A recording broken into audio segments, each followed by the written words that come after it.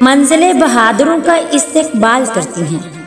मंजिलें बहादुरों का इस्तेकबाल करती हैं और बुज़दिलों को रास्ते का खौफ ही मार देता है। ठोकर उन्हीं को लगती है जिनको रब ने थामना होता है। कदर हो ही जाती है, कदर हो ही जाती है, पर वक्त निकल जाता है।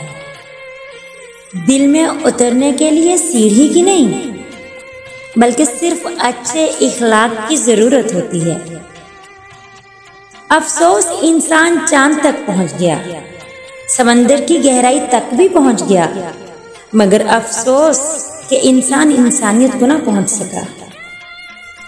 बदलती हुई चीजें अच्छी होती हैं, बदलती हुई चीजें अच्छी होती हैं, मगर यकीन कीजिए बदलते हुए अपने बहुत तकलीफ देते हैं।